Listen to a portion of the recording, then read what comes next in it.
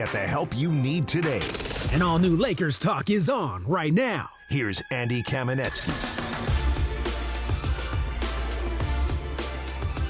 What is up, Laker fans? Thank you very much for being here with us on tonight's edition of Lakers Talk. Happy Veterans Day. Thank you to all the veterans listening right now who have served. Thank you for your service. It is greatly appreciated. Hope you enjoyed this day that is dedicated to you. I know there are a lot of veterans who are massive Laker fans, so hopefully you are listening to this right now, and it's part of a day of relaxation and enjoyment that is obviously very well earned, and it was led in by a win the Lakers had last night, 121-111 in Charlotte over the Hornets. We are going to get into that. We got a great show today. We're going to talk a lot about tomorrow's game against the Oklahoma City Thunder in OKC, the defending champions. Rylan Stiles from Locked On Thunder, he and I spoke before the show, got some of his thoughts previewing this game. The game obviously can be heard right here on 710 ESPN. Pre-game begins at 5 o'clock with Beto Duran, then the tip at 6:30. John Ireland and Michael Thompson will have the call. Then we got the post-game again with Beto, ESPN LA. As always, the radio home for all Lakers games. We got to talk about Nico Harrison getting fired by the Mavericks. The Lakers and Luka Doncic obviously directly connected to this soap opera that at least this part of the story, this storyline, this controversial storyline has come to a conclusion, although I would say the story itself is nowhere close to being done. But Nico Harrison, the man behind the trade, he is out. Was this fair? What are other ways that you could think about this as connected to the Lakers, besides just it revolving around Luka Doncic now being a Laker?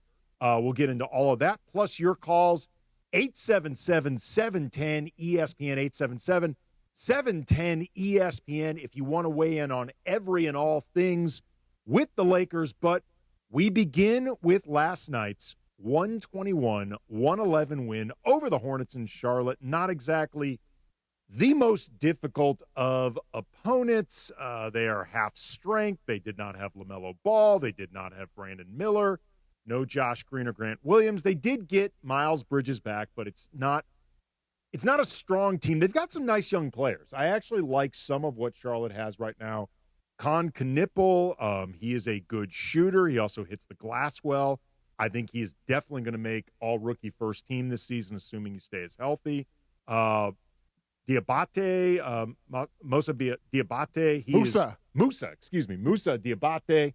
Really good on the glass. Like, I like him as a young guy who really active on there. Oh my goodness! Really eats up that glass. Zion James, another rookie, he can shoot. Like, maybe they've got a foundation building, but for the time being, the present kind of sucks. It's not very good, and it's kind of a mess, like things often are in Charlotte. And for the first quarter and change, the Lakers, I would say, played with more energy than they did in Atlanta on Saturday in that 20-point loss, where they, quite frankly, did not look like they even wanted to play the game. Funchie and I talked about that night. It seemed like maybe they had caught a touch of the lemon pepper Magic City flu. Yeah. We're not saying that's what happened. Hey. We're not saying I'm that's just what saying happened. they could have OD'd on some lemon pepper wings. I mean, they could have had 25 each, 25 pieces each. Hey, that's a lot. A lot of wings there for one person. Again, we are not lobbying accusations. We are just saying they played like a team that arrived in Atlanta on Thursday. They could have got a cramp from dipping it in too much blue cheese or ranch, you know? Or maybe cramps from the other stuff. People in their laps. Yeah, exactly. We'll just say people in their laps. Maybe guests in their laps. You know, maybe just making stuff. You throw up. Not saying that's what happened. Just saying they played like a group. Throwing paper money in the air or something. Maybe they got injured doing that. Maybe. Again, we are not lobbying accusations on this show. That is not the type of show that this is. It's just what it looked like. But anyway, against Charlotte, the first quarter and a half, the defense was pretty lousy. I thought their energy was high and their engagement was high, but The defense in particular was not good at all.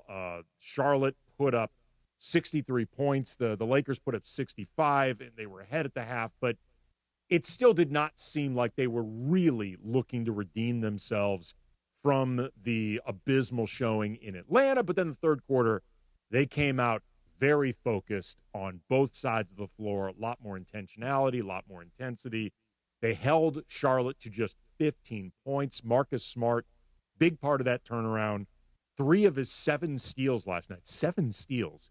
3 of them came in the third quarter. Rui Hachimura, who also I thought had some really good defensive plays in the third, he came alive scoring. 5 of 5 from the field, 3 of 3 from behind the arc, 13 points. He nearly outscored Charlotte by himself. He had 13 points himself. Charlotte had 15 in the third quarter. He was, I think, the single biggest catalyst for the separation that the Lakers created in that quarter, putting themselves up double digits.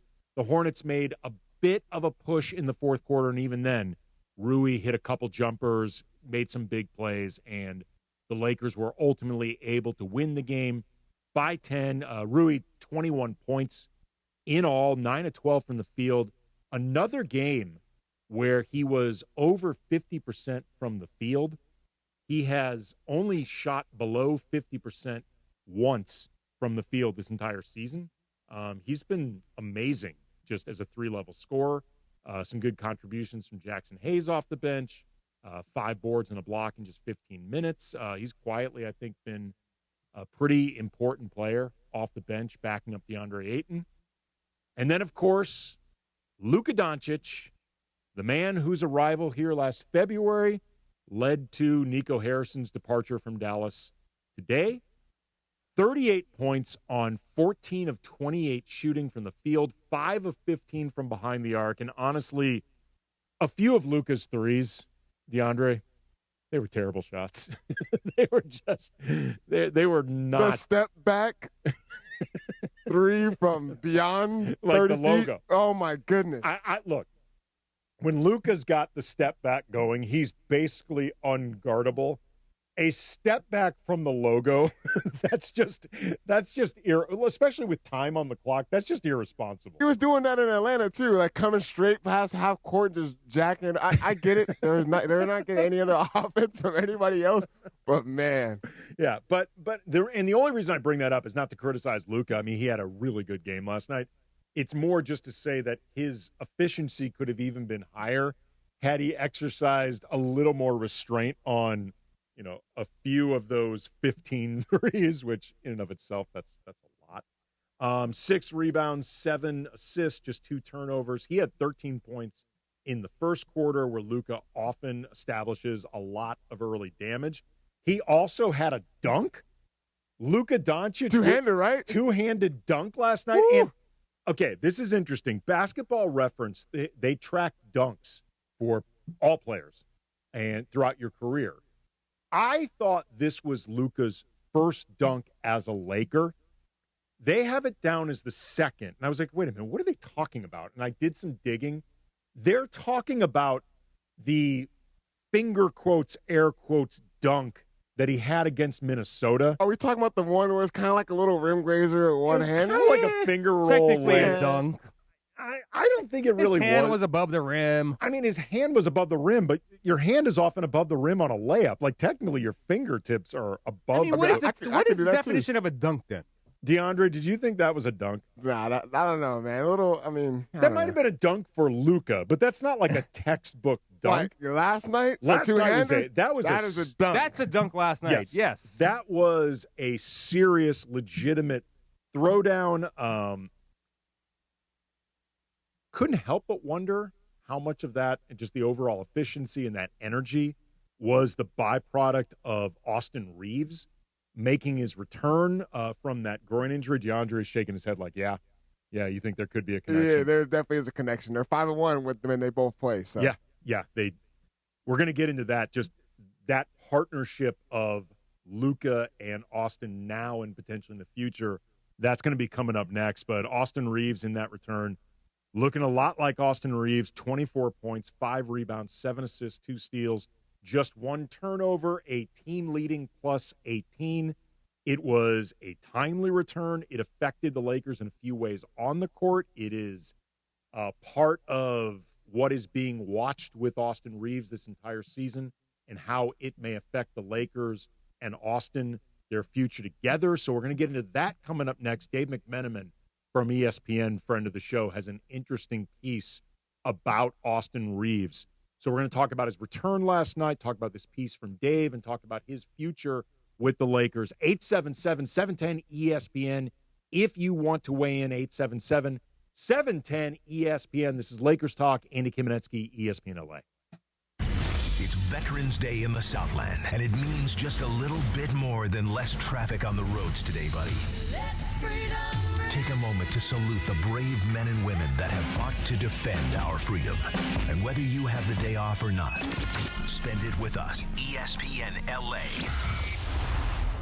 Want savings that truly deliver championship value? Check out the Kia Season of New Tradition sales event at Kia of Carson, where Black Friday deals are happening all month long. We've got one of the largest Kia selections in America, all in one place. The deals on remaining 2025s are absolutely incredible. And right now, many come with special VIN-specific stickers for extra rebates on top of all other offers and dealer discounts. Thanks to that, you could drive with zero down on approved credit. But hurry, these deals won't last long. Get to Kia of Carson today.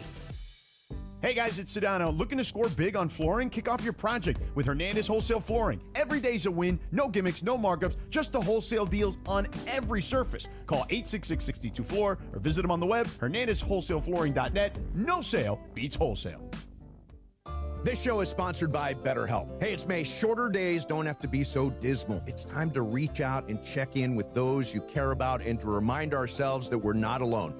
This month, don't wait to reach out. Whether you're checking in on a friend or reaching out to a therapist yourself, BetterHelp makes it easier to take that first step. Our listeners get 10% off their first month of therapy. Just call pound 250 and say the keyword timeout. That's keyword timeout after calling pound 250. Looking for paint that actually lasts? Vista Paint delivers expert quality, rich color, and pro-trusted durability, backed by over 60 years of experience. From your home to your next big project, we've got you covered. Vista Paint, since 1956. Every 40 seconds, a child is reported missing. That's 2,000 children every single day. It's a heart-wrenching reality that we can no longer ignore. Find the Children is a non-profit organization dedicated to helping find missing kids. You can be a part of their mission by donating your unwanted vehicle, running or not. Call 1-800-294-0222. We guarantee that you will receive the maximum tax deduction. We provide fast, free pickup with 24-hour response. Call 1-800-294-0222. Find the Children provides crucial resources to help find missing children and educational materials to teach kids how to recognize and avoid predators. Our recovery programs have a proven track record of reuniting kids with their families. It's time to act. Donate your unwanted or unused car. Help us build a world where every child is safe. Pick up the phone and call 1-800-294-0222. Together, we can bring these kids home safely. This advertisement was paid for in partnership with Cars R Us and Find the Children. 710 ESPN. The radio home of the purple and gold and the home of Lakers talk. Here's Reeves dribbling left, down the middle, all the way, got there, foul, count of it goes. Spectacular shot by Austin. Austin Reeves made his return to the court last night after missing the last 3 games and helped push the Lakers over the Hornets. When you have everybody pulling in the same direction, it's a great feeling. So just very happy to see everybody succeed and excited to continue. Lakers Talk is presented by Hoag Orthopedic Institute. When pain keeps you from doing what you love, Hoag Orthopedic Institute gets you back to you. Visit HoagOrthopedicInstitute.com to get the help you need today. More Lakers Talk with Andy Kamenetsky rolls on. Let's go.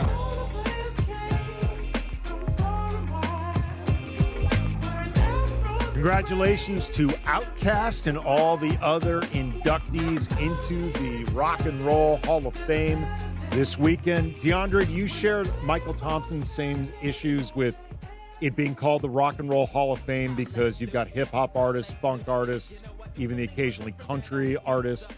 being inducted. Michael's a very big stickler. Yes, he is. Very, very big. And, I don't, it doesn't matter to me, honestly. It doesn't matter to me in the slide. Rock and roll is kind of like a catch-all term. Yeah, for sure. There are alternative bands or bands that I think at one point would have been called alternative, like REM. I'm pretty sure they're in the Rock and Roll Hall of Fame. They were an alternative band. They belong there. It's as much a history of everything that can be kind of considered pop music or popular music, rock. Michael feels like, well, would you put Outkast in the Country Music Hall of Fame? It's like, no, but that one is supposed to be more narrow. It's supposed to be more tailored to specific genres. I think I'm going to lose faith in a Rock and Roll Hall of Fame voting process or whatever is when they vote in like an EDM DJ or something, like in the next 20 years or an AI artist, something like that. But I don't find rap artists. They write their own stuff. They're artists. It's as mainstream right now. I mean, a lot of this is just acknowledging what's on the charts. Hip hop is as mainstream. I mean, honestly, hip hop has more of a presence now than rock in a lot of ways. You better be careful. That's going to be a new wave. AI, I'm telling you. All of a sudden, you'll be like, "What? Who is this receiving this award?" Okay, here's what, and real quick, and we're going to get back to the Lakers in a reminder in about 15 minutes. Going to be talking with Rylan Stiles from Locked On Thunder. Preview tomorrow's roadie in OKC versus the Thunder, the marquee game of this 5-game roadie. And again, the game can be heard right here on 710 ESPN. It's going to be controversial when that eventual DeAndre AI artist eventually gets inducted into the Hall of Fame. I'll tell you, though, who's really going to take heat. Whichever artist volunteers to be the meat shield to induct that AI artist. Like, it's going to take a set of brass ones. Oh, my God. To be the musician who says, I'm going to induct. It's not going to be a musician, AI man. artist. It's going to be like an influencer or somebody. No, but they only like Mr. allow. Beast is going to introduce somebody into the Rock and Roll Hall of Fame. Well, then they're going to have to change their rules because I'm pretty sure it is only past inductees who induct. Really? I think so. I'm not 100% sure, but I think it's like. No, I don't think so because I believe. No, Howard Stern inducted Bon Jovi. Yeah, I guess year, you're right. Yeah. And Chappell Roan introduced What's Cyndi her name? Lauper. Yeah, that's right. So you think it's going to be Mr. Beast? Mr. Beast.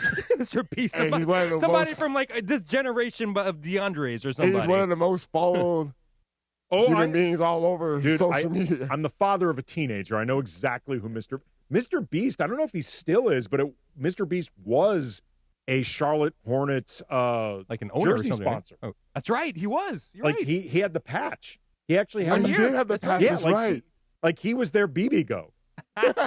Which, by the way, BB Go much better than Mr. Yeah, Beast. for sure. Like, you tried Mr. Beast burgers? That's a thing. That's his actual thing. Man, he has food. This guy has an empire, Andy. Oh, I'm not shocked. I'm not shocked that Mr. Beast has that. I just didn't know. You didn't know that? Yeah, he does. He has these burgers in it. And yes, DeAndre, I've heard they're just disgusting. They're not good at all. I haven't tried it, but that's what I heard. Yeah. We got a loophole, Mr. Beast. So Mr. Beast is not going to be inducted into the Fast Food Burger Hall of Fame? Oh, definitely not. No. No. I had no idea, but it's not surprising in the slightest. So Austin Reeves, as we were talking about earlier, he returned a little bit quicker than I had expected. JJ had talked before the Atlanta game that Austin was now at a low pain level, which is great. But given how groin injuries can be really tricky and easy to recur, like re-aggravate, I had expected that they were going to hold him out against Charlotte and that he would make his debut tomorrow if he was going to return during this road trip. But he ended up playing against Charlotte, little under 30 minutes, 24 points, 5 rebounds, 7 assists, 2 steals. Only 1 turnover, plus 18, 2 of 10 from behind the arc. That was really the only bad part of Austin's night, but it's a good showing. And you could feel the difference with Austin on the court. Like, first of all, just the pressure that is off Luka as a distributor, as a scorer. Like, it was the first game that Luka's had in a few where he was 50% from the field. I think it just becomes easier for Luka when you have somebody like Austin out there that really does have to be accounted for. I think it becomes easier for Luka to avoid turnovers when he doesn't have to be the primary guy handling the ball at all times. Now, it helps that Charlotte is basically incapable of turning teams over. Like, they're one of the worst in the league. I mean, they're a terrible defensive team anyway, but they are particularly bad at inducing turnovers. But I just think in general, it helps Luka a lot just when you've got Austin there as somebody who can shoulder that responsibility, be a safety valve, all that stuff. But also, too, that change of speed element that I think is there when Austin's on the floor. Like, of the 5 starters, DeAndre, Austin had the highest pace rating last night by like 4 or 5 points. And you just see, like, Luka's obviously one of the best in the game when it comes to like changing speeds and deceleration, but it's a different type of change of speed and deceleration with Austin. Like, it's more of this like herky-jerky kind of helter-skelter feel, and it just, things move quicker with Austin on the court, even when they're not necessarily running. It's just, he's less methodical than Luka. And it kind of sucks to see that, because I was hoping that this Lakers team will be able to play in 2 different ways, meaning they get out and run in transition, and if they need to slow it down to get a good shot, J.J. Redick draws something up where he's calling a play out, they can get a good shot selection, especially, deep into the shot clock. I thought the Lakers would be able to play in 2 ways. They have not shown that. And I know we're mentioning the Hornets game last night, but I just want to talk about something that happened on Saturday as far as Dyson Daniels' comments after the game. Yeah. And as far as saying, like, hey, like, did you have any, like, fatigue issues, knowing that you had to guard Luka Doncic? And his comments were legit like, yeah, I mean, yeah, here and there, that was going to be a concern. But, I mean, Lakers don't really play fast, so that kind of helped out. I'm like, that's going to be the kind of the issue going forward this season is teams know that they can press up on the Lakers and they're not going to play fast. Like, tomorrow's going to be a real test with Casey Wallace, Lou Dort, even Shea Gilgeous is he's a solid defender. Like, yes, he is. And then Caruso, like, I know I'm getting into the whole thing, but Austin Reeves does help take the pressure off of Luka Doncic. Yeah, absolutely. And when LeBron eventually comes back, that's another factor that it may not increase the tempo of this team other than, hit aheads or if they grab a defensive rebound and go. Like, these Lakers are never going to be a particularly fast team, but they can be quicker. And I think having Austin out there lends itself to more just pure quickness that sometimes this team needs. And he's a very, like, Luka is obviously really difficult to stop, and he can be difficult to anticipate what he's going to do, obviously. But it's at such a different pace. Like, Austin just makes you think quicker because he's always he's moving at such a pace that at times, earlier in his career, he would be out of control more. He's become better at really keeping under control in chaos. Yeah, and he plays off of stops, too, because when he does get in the paint, he jump stops, get guys in there, and that's when he gets the and-one situations. But the biggest thing with Luka, though, which is honestly a good thing, is that no one can speed him up. Yeah. And he utilizes that really, really well. So that's why you see the difference in tempo, is that Luka's not trying to play fast. He's trying to get to his spot. Mm-hmm. He's, like you said, he's already knowing what move he's going to do next. So, I mean, that's why the 2 tempos do help out. Nick in Moreno Valley, you're on Lakers Talk. What's up, Nick? Hello, can you guys hear me? Yeah. Oh, yeah, thanks. I was listening to you guys earlier, watching the show technically. You guys are talking about the AI artists possibly going into the Rock and Roll Hall of Fame. I wanted to ask you guys a follow-up question. What if the song is good? Valid question. I know it's stupid. I know. No. I love this call. This is one of my all-time favorite calls in Lakers Talk history. I appreciate it. I mean, Nick, you know that between my time on 710 and hosting Locked On Lakers, available 5 days a week everywhere you get your podcast, Monday through Friday, always free, never behind a paywall, and for the sickos who like to watch, there is a YouTube component. I am not lacking for opportunities to talk about the Lakers. Like, I am grateful that I get to do it, and I enjoy it, but I am never, ever upset at these sort of off-the-beaten-path curveballs. What if the song is good? What if the song slaps? What he says. I need that as a drop. like it is an otherwise unassailable song. Like, it is at the level of some of the greatest songs ever written, but it was written by it was AI. yesterday. Like it was yesterday. Yeah, like it's like Yesterday by the Beatles, yes. sitting on the dock of the bay, Yes, Otis Redding. right. Like one of these just absolutely unassailable songs, but it was written by AI. You're still going to have so much resentment in that community and, frankly, some defensiveness and a little bit of concern about their own viability. If, like, holy crap, if all jokes aside, these AI bots can actually create songs as good as us that don't require the imagination and the emotion and all, like, that's going to be kind of terrifying for a lot of these artists. So again, it makes it even more likely that if Mr. Beast isn't up for it, nobody's inducting this AI singer into the Rock and Roll Hall of Fame. Well, last of it is good though. Got a good beat, and the lyrics are good. Oh man, you might. Oh no, we've established, DeAndre, the song slaps. That's right, it does slap. Everybody agrees, even begrudgingly, this AI song. So, well, if it's just one song though, in Nick's scenario, does this make the AI artist a one-hit wonder? Because I feel like you're going to need a lot of great songs to get it as an AI artist.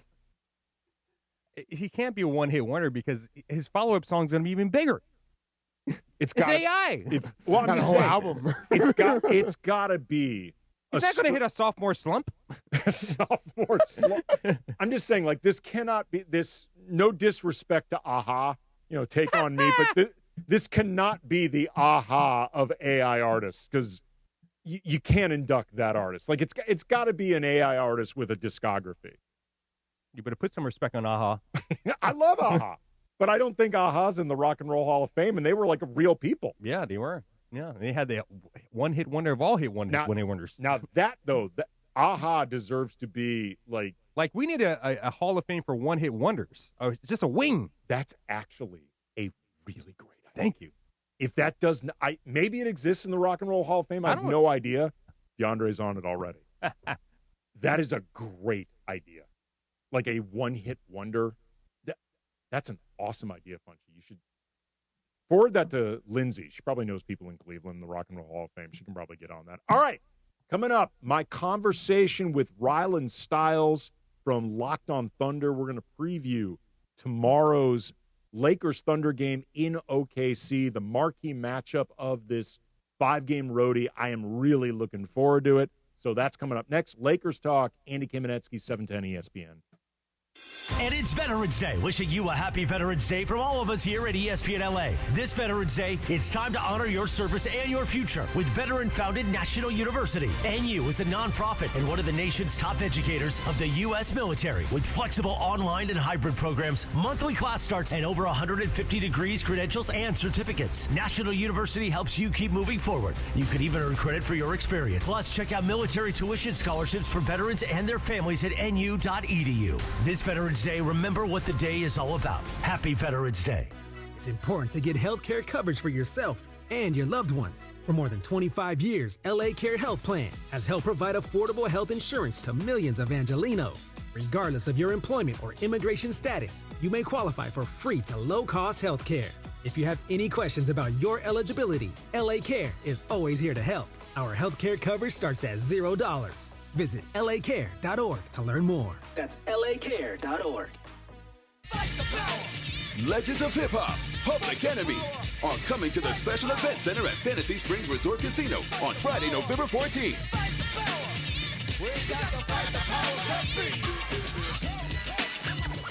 Get ready for a night of iconic tracks, unmistakable voices, and a message that still hits today with Chuck D, Flavor Flav, and the energy that helps shape generations.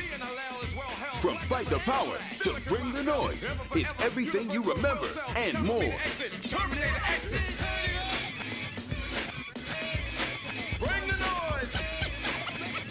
Get hyped for a night of pure old school fire and all the powerful energy that made Public Enemy legends of hip hop. That's Public Enemy live Friday, November 14th, only at Fantasy Springs. Get tickets today at FantasySpringsResort.com or call 760-342-5000. It's Veterans Day in the Southland, and it means just a little bit more than less traffic on the roads today, buddy. Take a moment to salute the brave men and women that have fought to defend our freedom. And whether you have the day off or not, spend it with us. ESPN LA. This college football payback is brought to you by Venmo. The 2006 edition of the Holy War was one for the ages. 21st ranked BYU jumped out to a 14-zip lead over Utah. The Utes responded with 24 straight of their own. Utah led 31-27 with only 3 seconds left on the clock. On the final play, BYU quarterback John Beck evaded defenders for 12 seconds before finding Johnny Harline for the winning BYU touchdown. Brought to you by Venmo. This football season, score more with Venmo. This college football moment is brought to you by Serve Pro. College football teams have moments they recovered from and made it like it never even happened. Like on October 2nd, 1993, when the University of California faced a 30-0 halftime deficit to Oregon. Cal went on a remarkable 42-11 run in the second half to capture a 42-41 victory, one of the largest comebacks in college football history. Serve Pro, like it never even happened. More Lakers talk with Andy Kamenetsky rolls on. The Lakers' 5-game road trip is off to a 1-1 start after a bounce-back win last night in Charlotte, led by 38 points from Luka. Every time when I'm on the court, I just forget about everything, just do what I do, what I enjoy doing, being out there, playing basketball. It's my job, which is the best job in the world, so I'm grateful for that. Lakers Talk is presented by Hoag Orthopedic Institute. When pain keeps you from doing what you love, Hoag Orthopedic Institute gets you back to you. Visit HoagOrthopedicInstitute.com to get the help you need today. And all new Lakers Talk is on right now. Back to Andy Kamenetsky. Lakers Talk, Andy Kamenetsky, ESPN LA, 7:10. Tomorrow night in OKC, the Lakers play their third of a 5-game road trip against the defending champion Oklahoma City Thunder. As always, the game can be heard right here on ESPN LA 710. Pre-game coverage begins at 5 with Beto Duran, followed by the game at 6:30, then post-game again with Beto. And joining me to give a scouting report on a team that I think could very well become the first back-to-back champs in nearly a decade. Rylan Stiles, the host of Locked on Thunder, part of the Locked on Podcast Network. He also writes for Thunder on SI.com. Some of the best coverage of any team in the association. Rylan, how are you, man? I'm doing good. How are you doing? Doing great, man. I am very, very much looking forward to this game. Just some quick clarification for our listeners. We recorded this conversation before Lakers Talk aired just because the Thunder are hosting the Warriors tonight as this show is going on. Rylan, obviously covering the game, can't do our show live while the Thunder are playing. Just wanted to make sure our audience understands this in case something happened between now and the time of this interview that could affect any of Rylan's thoughts on the game and the team. Hopefully not, but just to set that stage. Anyway, Thunder, as I said, defending champs. No surprise, they've got the best record in the league right now, regardless of whether they win or lose to Golden State. It's either going to be 11-1 or 10-2. Slightly better start to the season than last year when they ended up winning 68 games. They're doing it without Jalen Williams, their second best player, still recovering from wrist surgery. Are they basically the same team as last season, but like better and more experienced? Or are there notable differences you're seeing in how and why they're winning now? Yeah, I think that it's a little bit of both. I mean, they've returned 99% of their roster. Their only departure was Dylan Jones, who didn't hardly play, and they replaced him with Thomas Olber, who can't play because he tore his ACL. So when you look at this team, it's a lot of the same names, but they've all individually gotten better, which has turned into an overall team that is improved without having seen them yet play at full strength. But it's just the little details right now for Oklahoma City that's causing them to have such a leap forward, where they've started out 8-0 as compared to last year's 7-0 start, and they sit here now at 10-1 heading into this game. But you look at Oklahoma City, and it's been Isaiah Hartenstein who's gotten more aggressive as a scorer, and that's really unlocked a lot of things. The Thunder talked about in training camp wanting to utilize him more as a rim presence, as a roller. They've done that. He had a career night against Sacramento to put the cherry on top of what's been a very successful season for him as a scorer. Isaiah Joe is a guy that missed early on in the season. He comes back, and he's hitting way more movement threes. He's not as stagnant or stationary as a catch-and-shoot option. He's able to come off screens now and relocate around the perimeter. That's really helped lift them from what was the worst three-point shooting team in the NBA to now a more successful November stretch. And then you have SGA, who's taking care of the ball more than he has in the past, which he was never a high turnover guy, but this would be his career low in turnovers per game, dating back to that where, of course, he did not have anywhere near the usage rate that he has right this second. And then the emergence of A.J. Mitchell has been the biggest difference. A.J. Mitchell was in this rotation to start last season. However, he had a cervical injury in January that knocked him out for the rest of the season, really, for all intents and purposes. He got some run at the end of the regular season. He played some minutes in the finals, surprisingly enough, but ultimately was not a part of their rotation. And he's a guy that has changed how this team can operate in the half court and has changed how this team can operate whenever he's setting up his teammates and as a scorer himself at the rim. Yeah, we're going to talk about A.J. Mitchell before things are done, but you and I have talked off air about how big a fan I am of Jalen Williams. He was all NBA and all defense last season, just one of two players who made both lists last year. So to me, his absence is a big deal. I'm imagining you would agree. How are the Thunder managing to offset that absence? It's been largely A.J. Mitchell, to be honest with you, because whenever you look at what J-Dub does, and it's extraordinary what he can do. One of his most vital roles, though, is the start of the second quarter and the start of the fourth quarter. With Shea's rotational pattern, he's on the bench to start those two frames, very crucial to this team. But he's been able to pass the baton to J-Dub, who can, at the very worst, tread water and keep the score the same, or at the very best, of course, grow, extend, or take a lead while Shea's resting. That way Shea can come back in and close out each half strong. A.J. Mitchell has been able to take ownership of that number two scoring option as someone on the ball who gets downhill relentlessly, just like J-Dub, who actually gets more foul calls than J-Dub does around the rim and is able to generate offense. So if A.J. Mitchell was just slightly worse as a scorer, they'd be in such a worse place right now without Jalen Williams. And it's very intriguing for the future once J-Dub does return and you have A.J. Mitchell still and you have SGA still. But that's been the biggest way that they can manage it because, frankly, they've just been defensively not able to replicate what he can do. He can legitimately defend 1 through 5. Obviously, he's better at 2 through 4 than the 1 and 5, but still he can do it if need be. And that versatility and that size has hampered them in the senses of not being able to play Chet at the 5 right now because you just don't have a big enough body to play next to Chet and let him play just the 5. J-Dub presents that whenever he returns, and they can throw that curveball at people. But also, you've seen at times teams have been able to just score over the top of their point of attack defenders because while Cason Wallace is a great defender, Lou Dort's a great defender, they cannot replicate that size of J-Dub, who is a force at stopping mid-range jumpers. And so the mid-range area has given the Thunder problems at times, but ultimately they've somehow found a way to still be the best defense in the league. So that's been surprising, honestly, that they've been able to benefit from those two factors, but they have.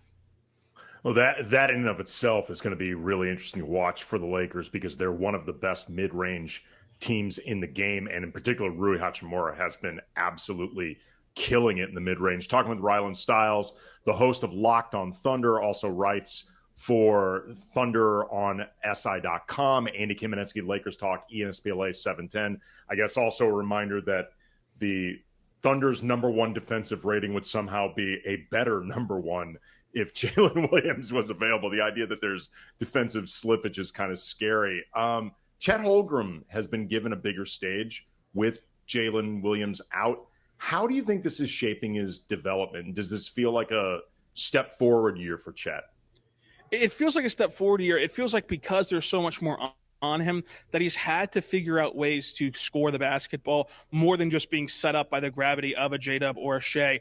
And because of that, he's realized in real time that, like, if your three-point shot's not falling, that's not an excuse to not score. Like, they still need him to step up. And so he's gotten really proficient in the mid-range. He's in the 92nd percentile on long mid-range jumpers. And so, like, you look at how he's been able to score inside out now, score better at the rim as well. And it's allowed him to stay a functional part of this offense, like against Memphis, where he still scored 22 points, but only hit 1 3. It's been allowing him to explore his game more as being a 3-level scorer for this team. And if that trend can continue and you can work inside out, plus the respect that teams naturally still give him, even on 1 for 4 nights, they're still attacking him hard on the closeouts. If he can start to play off the catch and dribble into these mid-range jumpers, then it can really take him to the next level offensively. So I think that it has been good for Chet to deal with some of this.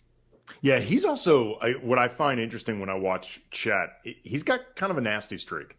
Like he is not afraid to mix it up despite being, built like the Scarecrow. He's an edgy player, and you don't necessarily see that for somebody of that type of build and frame.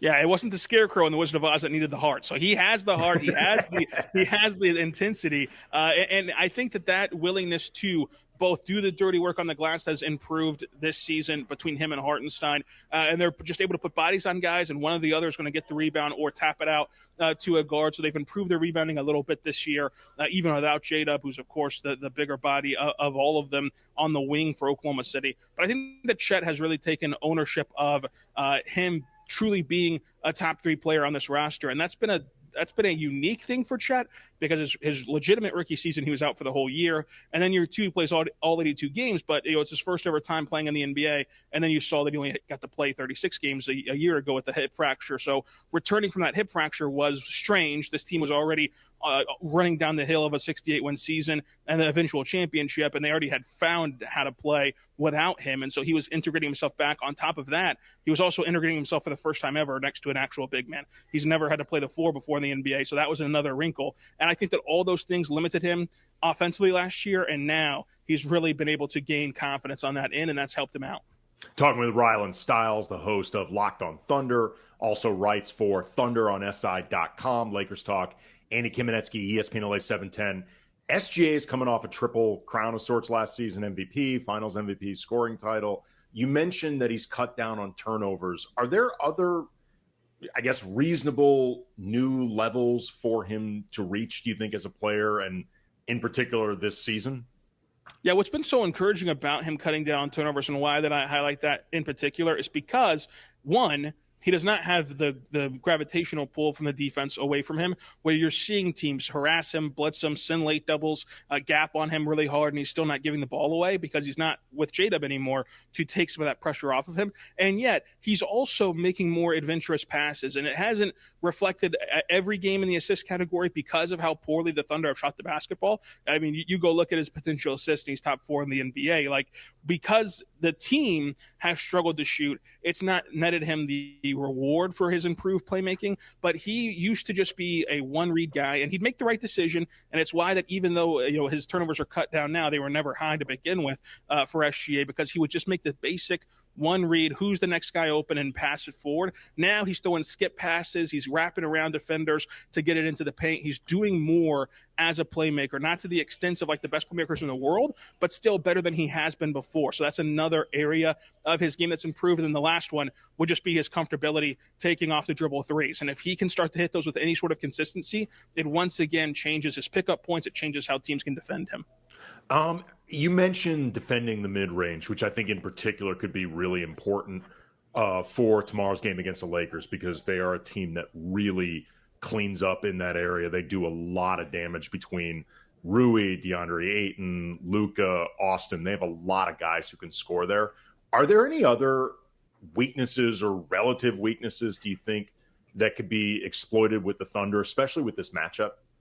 Yeah, with this matchup in particular, the corner three-point shot, like if they can knock down corner threes in LA, they're going to have them set up for them, because you've seen even whenever this team was healthy, how much that Luka dictates what the Thunder do. Whenever Luka gets into the paint, everyone's surrounding him. It's like five chests are facing him from the defensive side, and he is such a magicianal passer that he can kick it out late to the corner, and now the Thunder are late getting back. And so they're still going to be swarming now, I think, heavier than ever on Luka, because if you look at who the Luka matchup can be, we don't know if Lu Dort's going to play.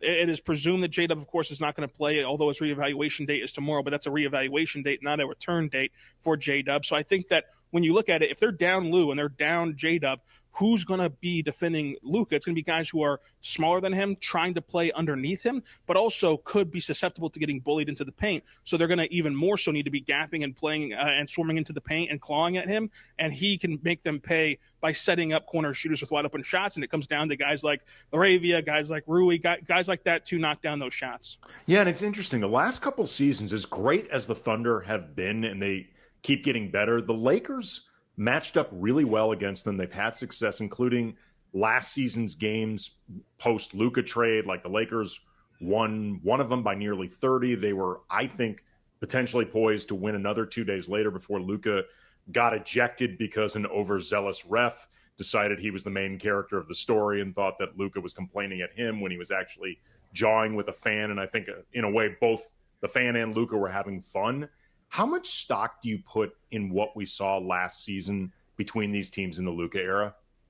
I put a lot of stock into it because it's the same thing as the Mavericks era of Luka, where the Thunder, they are reliant. You can also say that they're stubborn if you wanted to, but they're reliant on their identity as a team and the principles that they have of harassing these drivers and relying on the shot variance to take care of itself from three-point land. And you saw whenever Luka was in Dallas, P.J. Washington had the series of his life from three. Yeah. The Thunder never adjusted to that. They never wavered. They thought that, you know what? We're going to play the math on this. He's not that kind of shooter. Eventually, he's going to miss, and he never did, and the Mavericks won that series. But they're going to have that same focal point of, like, if we can just turn off Luka's water to the best of our ability, make someone else beat us, and if someone else does, you tip your cap, and if someone else doesn't, well, then you win the game. So I think that because of that, especially as you get down the road in the Luka era in L.A., if you can just flank him with some quality shooters, like, he's going to be able to dissect this particular matchup very well, so long as this is their identity, and it still is their identity to this day for Oklahoma City, of just heavy playing the paint, swarming them, and then relying on their athleticism to fly out and contest. But the problem is, with Luka, he can wait to make those decisions to the point where you no longer can fly out, no matter how athletic you are, and contest in the corner. With that in mind, who among the Lakers not named Luka are you paying attention to most in terms of how this game might swing one way or the other?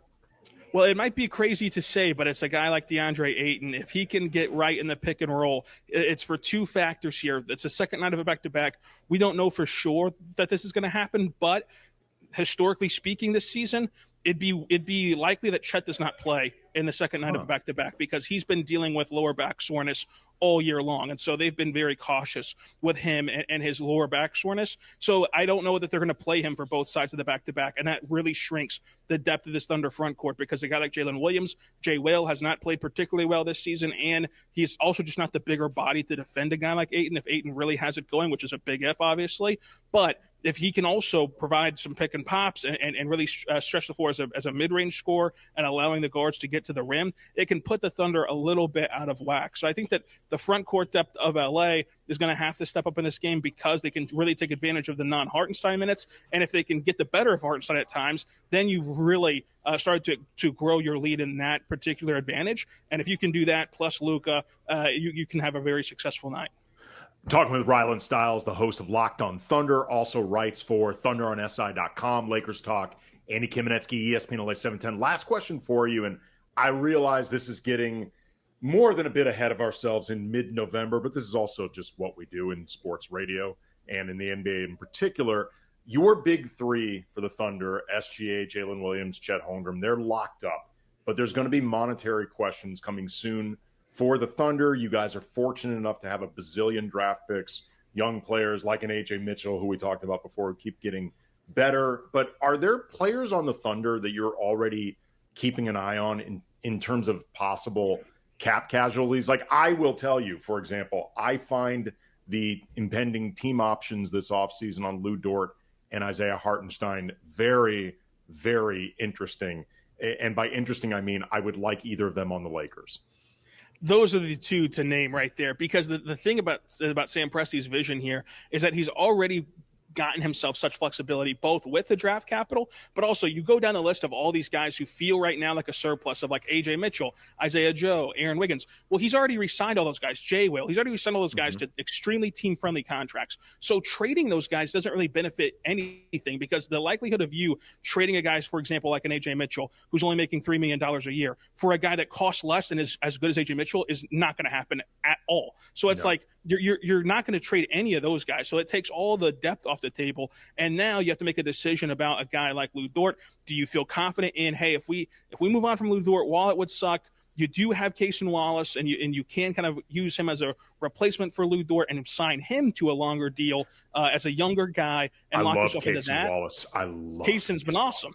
And so it's like, do the Thunder believe that he's the kind of successor to Lou? Whereas with iHeart, you don't have a true successor. Even if Thomas Schwarber is who I think he's going to be, I really like Thomas Schwarber as a young player. He's not going to be Isaiah Hartenstein. Just the differences of how physical Hartenstein is and the screen setting of Hartenstein and the little details that he does that no one else in this roster can do. So it's like, did you prefer to accept that team option on iHeart and work around that on the back end? And if it means losing Lou Dort, if it means maybe combining like Wiggins and Joe and losing both those guys and sacrificing depth to keep the top end talent, he has a lot of ways to go about this beyond just declining the iHeart option and moving forward with this roster. So he's gotten so many different avenues that I would keep an eye on all of them. I would keep an eye on iHeart, Dort, Wiggins, and Joe.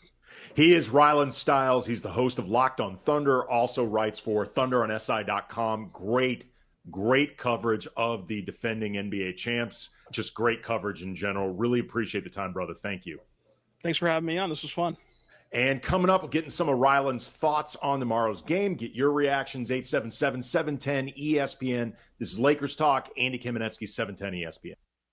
And it's Veterans Day. Wishing you a happy Veterans Day from all of us here at ESPN LA. This Veterans Day, it's time to honor your service and your future with veteran-founded National University. NU is a nonprofit and one of the nation's top educators of the U.S. military. With flexible online and hybrid programs, monthly class starts, and over 150 degrees, credentials, and certificates. National University helps you keep moving forward. You could even earn credit for your experience. Plus, check out military tuition scholarships for veterans and their families at nu.edu. This Veterans Day, remember what the day is all about. Happy Veterans Day.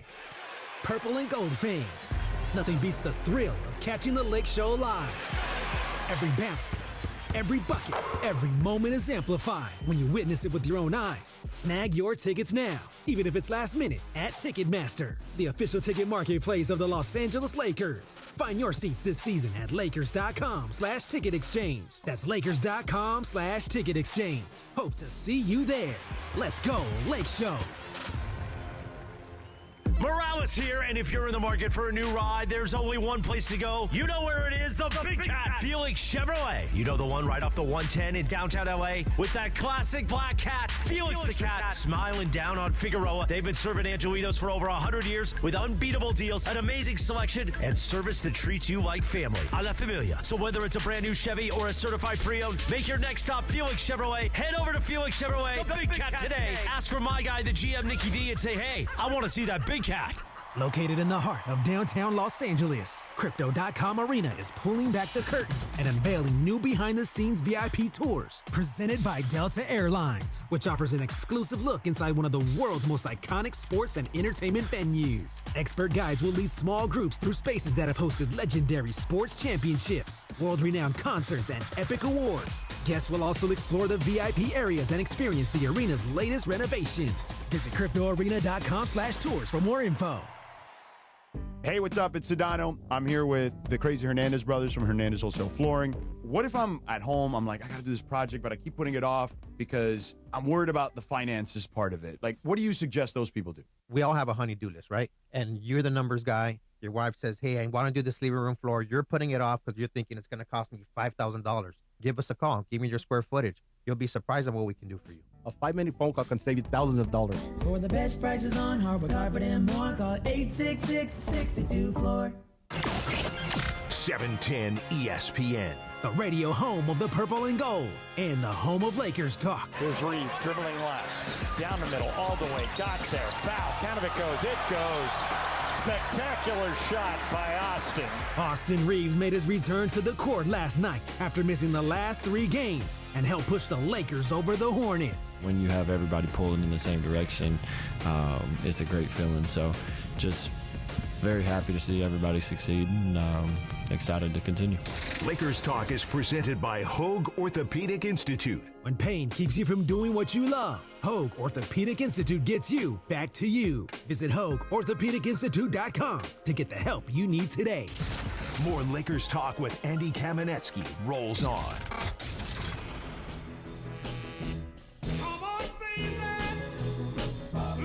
Another inductee into the Hall of Fame. Michael Thompson would have no objection to Chubby Checker. Look at DeAndre doing the twist. Anybody who thought DeAndre don't know nothing about no twist? You just missed DeAndre do the twist. Thank you again to Rylan Stiles from Locked On Thunder for providing us a preview of tomorrow's game. Few things I wanted to comment on that and also take some of your calls. Mitch, I will get to you in just a second. See you holding.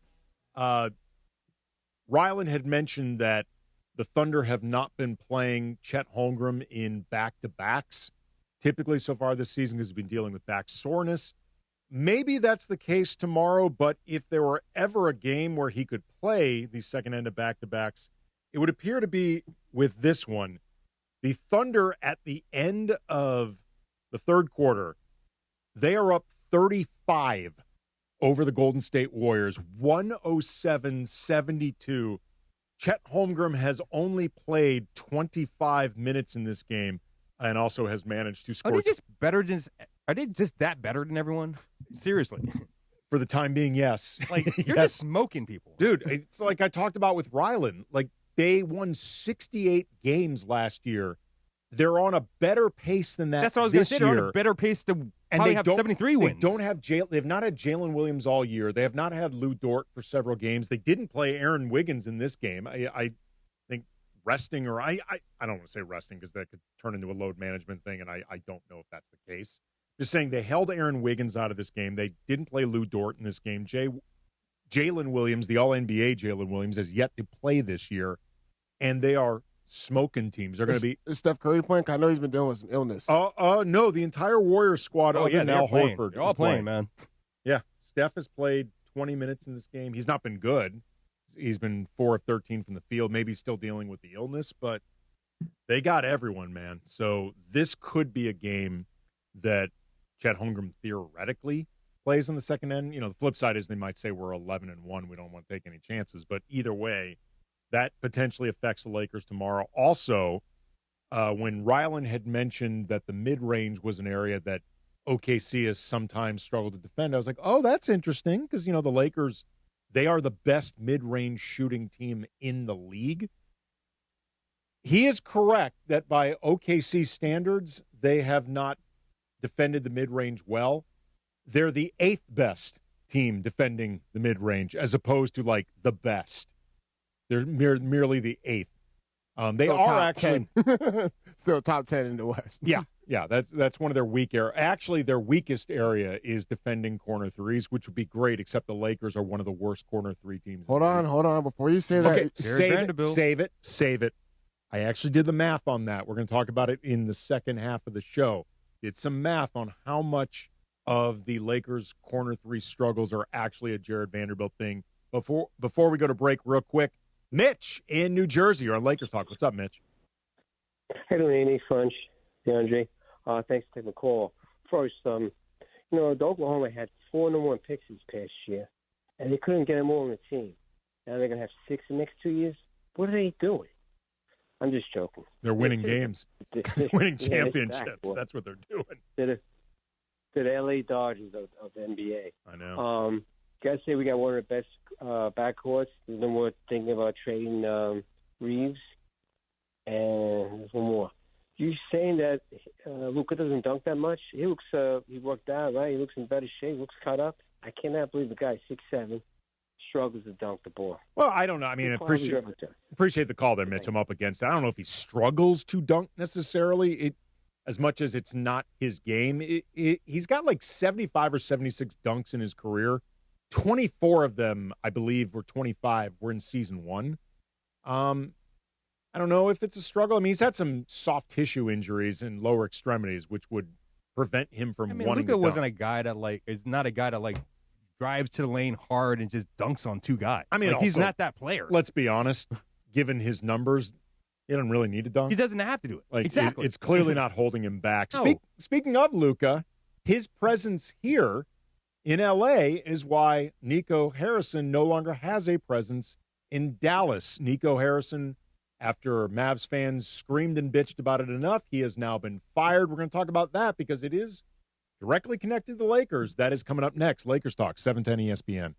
Want savings that truly deliver championship value? Check out the Kia Season of New Tradition sales event at Kia of Carson, where Black Friday deals are happening all month long. We've got one of the largest Kia selections in America, all in one place. The deals on remaining 2025s are absolutely incredible. And right now, many come with special VIN-specific stickers for extra rebates on top of all other offers and dealer discounts. Thanks to that, you could drive with 0 down on approved credit. But hurry, these deals won't last long. Get to Kia of Carson today.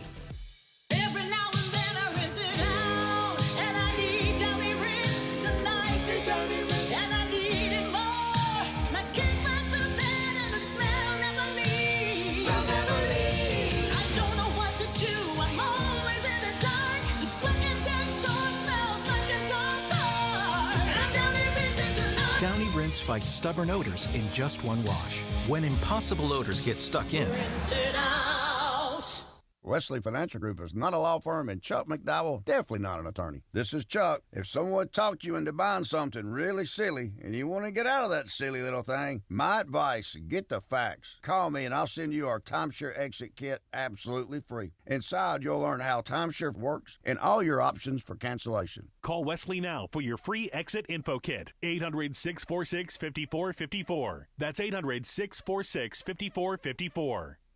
Do you have trouble getting in and out of the bathtub? Are you afraid you'll slip and fall entering or exiting a tub? Safe Step walk-in tubs can transform your bathtub from an area of concern to a calming refuge. Call them today at 1-800-731-4558 and save $1,600. Safe Step walk-in tubs and showers are proudly made in Tennessee and offer an ultra-low step-in, avoiding that difficult climb over a traditional bathtub wall. They also offer a variety of therapeutic benefits that may help soothe your aching muscles and joints, increasing your mobility, boosting your energy, and improving your sleep. Safe Step walk-in tubs are designed to easily fit your existing tub space and are often installed in as little as 1 day. Just dial 1-800-731-4558 today to save $1,600 and receive a free shower package. That's 1-800-731-4558 for a free no-obligation consultation and to save $1,600. Safe Step walk-in tubs. Safety never felt so good. Hi, it's LeBron. The Lakers play here. 710 ESPN. KSPN, Los Angeles. A Good Karma Brands radio station. This is Lakers Talk on 710 ESPN. Luka and the Lakers went into Charlotte last night looking for a bounce-back performance and did just that. Here is Luka, top of the key. Collins section on him. Luka's three over Sexton is good. Luka ran the show once again and put up 38 points to lead the squad to a big road win over the Hornets. Lakers end up winning by 10. Los Angeles 121, Charlotte 111. Next up, a midweek matchup against the defending champs in OKC. There's a lot of flights, but the most important, good rest and next game mentality. Lakers Talk is presented by Hoag Orthopedic Institute. When pain keeps you from doing what you love, Hoag Orthopedic Institute gets you back to you. Visit HoagOrthopedicInstitute.com to get the help you need today. An all-new Lakers Talk is on right now. Here's Andy Kamenetsky.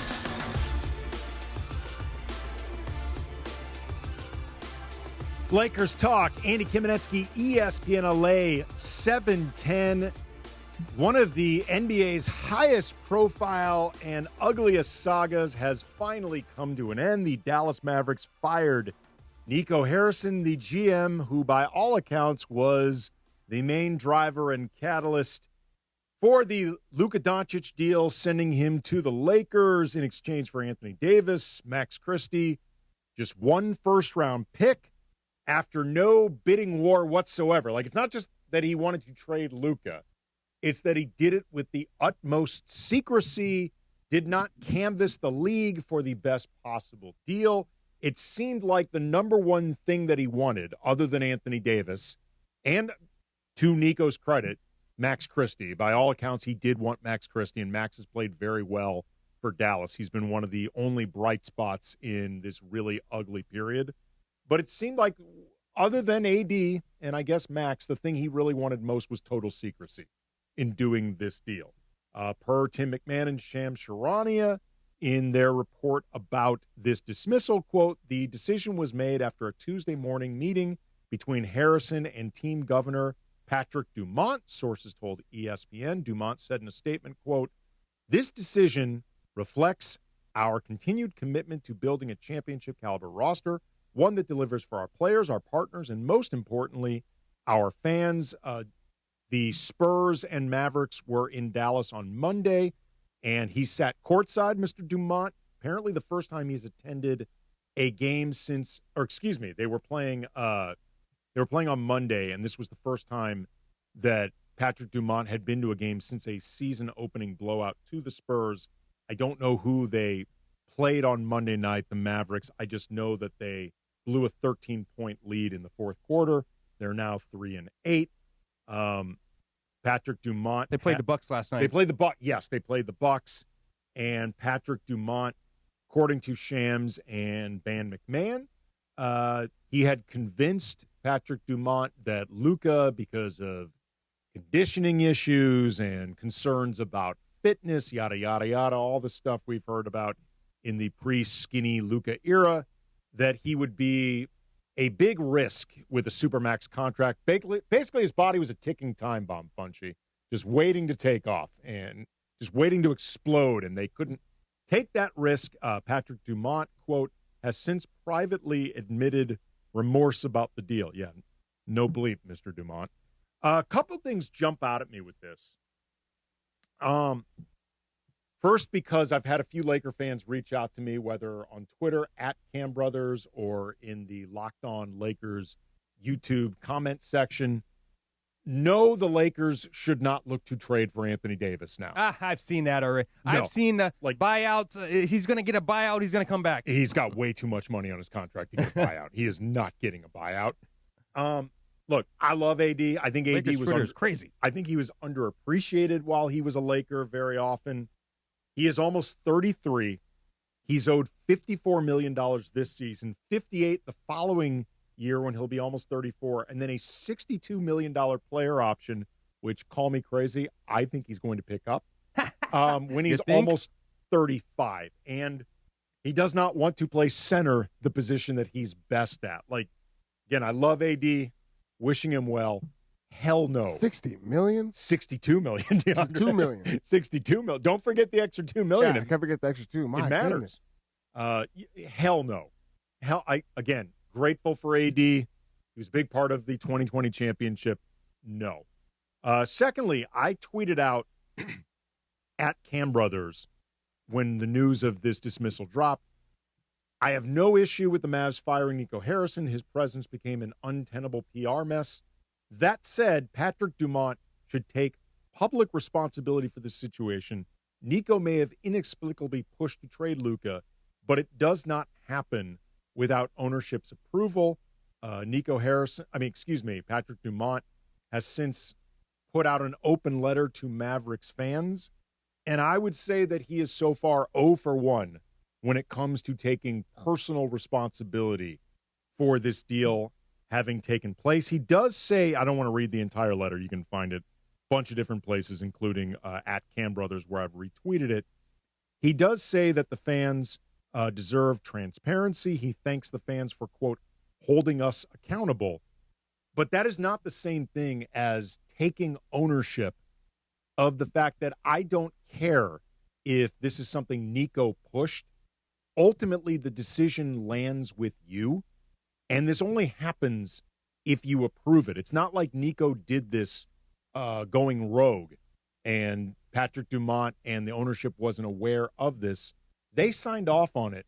Patrick Dumont needs to take personal responsibility for this, and he has not. So you mean to tell me that, Dumont didn't take any responsibility for any of this until last night when he sat with a kid wearing a Laker jersey that kind of like gave him a come to Jesus moment, basically?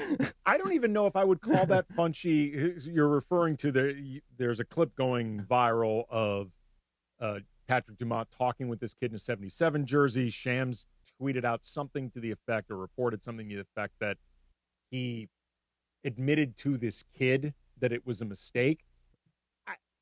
That, to me, I got to know how Shams found this out. Like, his source can't just be a 9-year-old. I'm not suggesting that it He called it the is boys his only junior high source. this morning and got the story. I need more sourcing. I need to know more info of how Shams found this out. I'm not doubting Shams. I'm just saying I need to know more. And the reason I need to know more is that, to me, is not Patrick Dumont taking full responsibility publicly.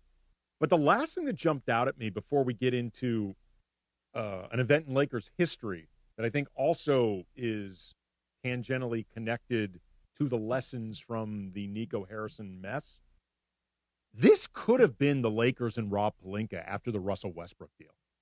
Like, it wasn't quite as insane as trading Luka, a franchise cornerstone, not yet in his prime, who had just taken your team to a finals, but it was close. Like, Russ was obviously going to be a bad, risky at best fit for the Lakers. The trade dismantled a core of a team that was a season removed from winning a championship. It played a role in not keeping Alex Caruso. That deal basically shut the window for the LeBron AD era. Like, I'm not saying they would have won another championship. I'm just saying that deal shut the window. Like, Rob Pelinka, when he eventually traded Russ, part of the 3-team deal that brought in D'Lo and Vando and Malik Beasley, like, that was a pretty good recovery, all things considered, but it was nowhere close to where the team had been. And it basically was the nailing that window shut in terms of the LeBron AD. And fire Rob or fire Pelinka could have been a chant inside the crypt. And I don't know if it wasn't because LeBron and AD and Clutch were considered as much of a force behind this as Rob Pelinka and ultimately Jeannie Buss signing off on it. Like, there were more people to point fingers at. The fact that Russ became such a lightning rod for criticism and disdain for Laker fans, as opposed to, like, Anthony Davis is not a personality that people are going to dislike. So I don't think AD has become as visceral a presence as, say, Nico. And also, this was something that we know LeBron and AD did want, as opposed to, I don't think anybody in the Mavs locker room wanted Luka out. So Nico really became the face of it. But it just sort of dawned on me, like, this could have gotten just as ugly for the Lakers as it did with the Mavericks, but it didn't. Speaking of, though, ugliness in the Lakers, today is the anniversary of a very, very ugly date in Lakers history that I think in a lot of ways illustrates some lessons that Dallas could take from their own mess and things that they should have done differently. Very, very ugly date in Lakers history. Talk about that coming up next. Lakers Talk. Andy Kamenetsky, 710 ESPN. It's Veterans Day in the Southland, and it means just a little bit more than less traffic on the roads today, buddy. Take a moment to salute the brave men and women that have fought to defend our freedom. And whether you have the day off or not, spend it with us. ESPN LA. John Ireland here with the Hall of Famer. Saturday, Big brother. Game James Worthy for iSpot Active. Love Check it. out their website, ICEBODactive.com. This is the new concept for icing. John, I love it. iSpot Active sells form-fitted stretch shirts and pants with pockets that hold ice-cold gel packs. Everybody I know that has bought one of these things truly loves it. Gotta get yours before they're sold out. Take it from James Worthy. Start feeling better today at iSpotActive.com. Park, party, and play at Hollywood Park Casino. Join Travis Rogers, Sua Cravens, and me, Chris Morales, for the ESPN LA Rams postgame show. Live from Hollywood Park Casino. Win prizes like signed sports memorabilia or tickets to an upcoming LA sporting event. While you're there, enter for a chance to win a brand new Pedigo e-bike. And I'm putting Rams fans on the air live from HBC after the game. Hollywood Park Casino is LA's hottest card room and the only place where you can party and play 24/7. Hollywood Park Casino must be 21 and older. Did you know that at Children's Hospital Los Angeles, the game starts before your baby even arrives? Their Fetal and Neonatal Institute is a lifeline for over 3,000 high-risk babies and expectant mothers each year. From expert fetal maternal care before birth to a level 4 NICU for newborns needing intensive care, CHLA is the MVP for the most complex cases. So when it comes to your new baby, put an all-star team in your corner from day one. To learn more, visit chla.org. Your ambition just met its match with Robinhood. Trade stocks and ETFs, options, futures, and crypto all on one platform. Get started today at Robinhood.com/yourmoney. Your money, your move. All investments involve risk, including loss of principal. Options, futures, and crypto trading carry significant risk and may not suit all investors. Securities offered through Robinhood Financial LLC, member SIPC. Future trading is offered by Robinhood Derivatives LLC, not FDIC or SIPC protected. Crypto offered through Robinhood Crypto LLC, NMLS ID 1702840, not FDIC or SIPC protected. Portfolio management offered by Robinhood Strategies, an SEC registered advisor. Feeling stuck on your own 10-yard line in the career game? Maybe it's time to just go for IT. My Computer Career has the game plan to score a rewarding new IT career in months. Whether you're a rookie, a breakout career changer, or a military veteran ready to serve. Why spend years chasing a college degree when you can fast-track your future in IT starting now? Take your mark, get set, go for IT. Take the free career evaluation at mycomputercareer.edu today. Financial aid is available to those who qualify, including VA benefits. More Lakers talk with Andy Kamenetsky rolls on. The Lakers' 5-game road trip is off to a 1-1 start after a bounce-back win last night in Charlotte, led by 38 points from Luka. Every time when I'm on the court, I just forget about everything, just do what I do, what I enjoy doing, being out there, playing basketball. It's my job, which is the best job in the world, so I'm grateful for that. Lakers Talk is presented by Hoag Orthopedic Institute. When pain keeps you from doing what you love, Hoag Orthopedic Institute gets you back to you. Visit HoagOrthopedicInstitute.com to get the help you need today. And all new Lakers Talk is on right now. Back to Andy Kamenetsky.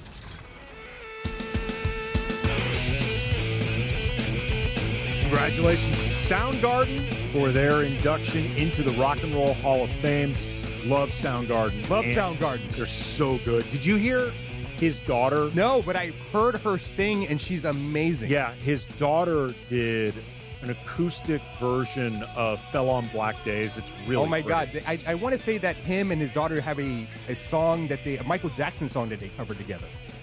Yeah. It might have just been him, but yeah. Chris Cornell had one of the greatest voices. Yes, the greatest voices. Yes. The range that it's like Freddie, it's not the same exact Freddie Mercury vocal quality. There's a rawer quality than like Freddie Mercury, who could have been like musical theater type. Could have been voice. like an opera singer. Right. Like he really could have been like an opera singer. Like he had that type of range, and like that specific type of timbre and stuff like that. But as far as like different vocal tones and that type of pitch range, Chris Cornell was one of the widest ever. Like that voice was unreal. Yes, and he also did a lot of different genres of music too. Yeah. We kind of like follow his career after Soundgarden. Yeah, I really liked Soundgarden. So, and it was obviously really emotional to see his daughter honor her late father. Great band, and that performance was awesome. Jim Carrey actually was. We had talked earlier, and I truly, in retrospect, bricked it when I said that you need to be in the Rock and Roll Hall of Fame. Emily Hebel texted me that. Oh yeah, Jim Carrey. That's right. That was a big story this weekend too. Yeah, that.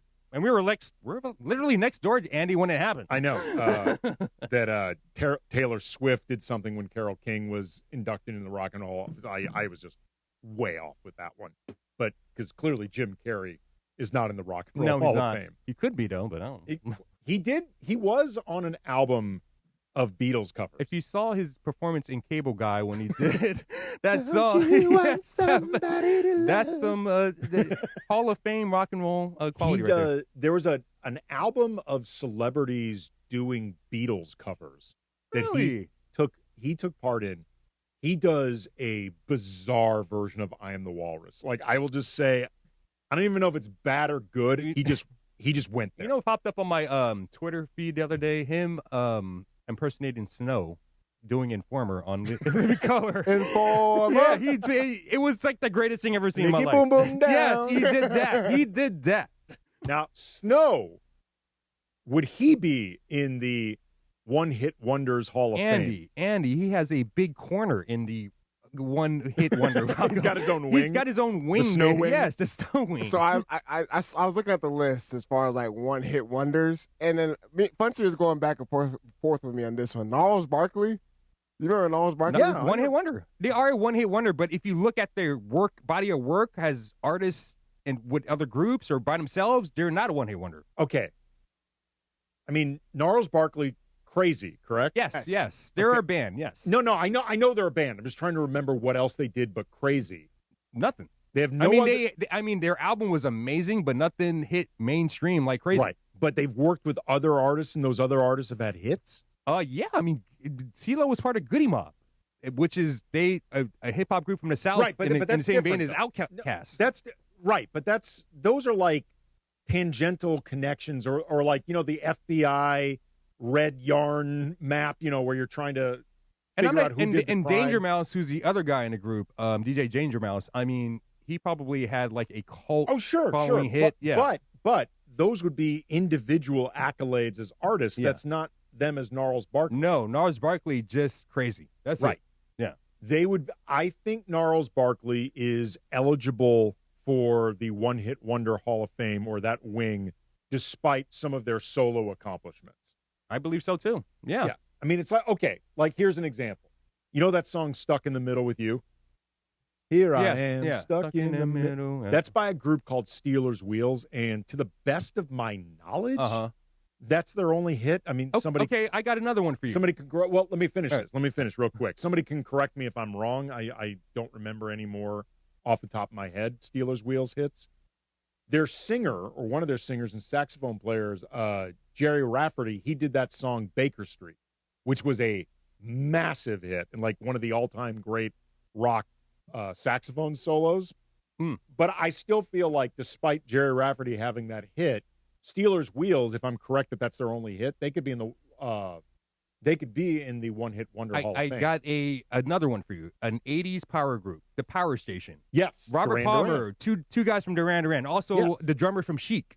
Power band, super band. Only one hit. Right. But everybody else individually, One they hit all that had, was a cover. Yeah, exactly. Which feels definitionally like a one-hit wonder. But if you look at their careers, they're Duran Duran and Robert Palmer, if I had to guess, Chic, they're in the Rock and Roll Hall of Fame. I'm sure Chic is as well. Right. So, they would be inducted into the one-hit wonder if that was, in fact, Power Station's only hit. One hit. I'm glad we've Feel said the heat. Wait, did they have two hits then? Oh, wait a minute. Because they did a cover of... They did have a cover of Get It On, Bang a Gong. Bang a Gong, and Feel the Heat. Oh. They may be overqualified. No, who's on the list too that we're all very familiar with? Vanilla Ice. Oh, yeah, man. Also a character that Jim Carrey played in Living Color. Oh, that yeah, really well. Absolutely. We're so far. I know. Hey, we're fine. I don't care. I mean, at this point, we're too close to a break to actually get fine. back to the Hey, Lakers. hey. There is a great clip you can find on YouTube of Vanilla Ice. He's doing some interview. Ice Ice Don't Baby. you tell me it's the one where he's trying to explain the difference between Ice Ice Baby and Under Pressure. Under Pressure. Because boom, boom, boom, boom, boom. Yeah. It takes that bass line from Under Pressure, Queen and David Bowie, and like that is the main structure of the song. Like there's barely any other music in it. Like he was trying to say there was like a snare in his. Well, in his the way he snare explains drum. it is like Under Pressure, the bass line is do do do do do do do. Do do do That's do right. do do. He's like, mine is do do do do do do do do do do do do. With a little snare drum in it. And he keeps saying it's not the same. It's the same. That's Like the it's same. not the same. And he's saying this with a straight. It was an face. MTV News interview. Yes. He's saying this with a straight face. Back when a one-on-one interview on MTV Was News a lot. So that was a big deal. That you were making headlines when you appeared mano-a-mano on MTV. With Kurt Loder. I just want to ask, like, when that song dropped, Ice Ice Baby, like, what was the reaction? Like, it was a hit, man. It was a were you guys huge. like, oh, this is it right here. Here's the thing. I think a lot of people mocked Vanilla Ice because he was ridiculous. He had the shaved eyebrow. He had that streak dyed in his hair. He was kind of ridiculous looking. And he was, this white dude cribbing from a black genre. But the song was a massive hit. The general begrudging consensus was he could dance, even as somebody stealing the moves. He could dance. He was big enough, DeAndre, that he had a movie. Cool as Ice. Cool as Ice. Really? Vanilla Ice starred in a movie called Cool as Ice. All I remember is that he rides a motorcycle in That's it a it. lot. Me too. That's all I remember. And I think it was a love story, some kind of I'm love sure story. there was. And it did terrible. Yeah, it was Neil. Neil said that he had more than one hit in the YouTube chat. Neil said that Vanilla Ice had a lot more Rolling in hits. my 5.0, huh? Rolling in my 5.0 was another song that he did. But I mean, isn't it wasn't Rolling in my 5.0. Isn't that a lyric from? It is, but it's also a song. Was it a hit though? Was it like a real hit? No, not a real hit. Like but Neil, I'm sure like, it was his follow-up single, but it yeah, wasn't I mean, a hit. a follow-up single. That's not a hit. Like I'm sure they tried to release more stuff from Cool as Ice, or not Cool as Ice, whatever the hell the name of the actual album was. I don't remember him having any other hits other than Ice Ice Baby. He said he brought up a good point. He was ahead of his time. Oh, people talk all the time. He was the original Eminem. Like Wimby. Okay, I'm looking right now at songs from Vanilla Ice. He did have. Do you remember the ninja rap from Teenage Mutant Ninja Turtles? Ninja rap, ninja. He did have some version of Play That Funky Music, but that came out. That's right. But that came out though before To the Extreme. That was the album with Ice Ice Baby. Looking at Wikipedia, they acknowledge he is best known for Ice Ice Baby. I don't remember him having any other real hits.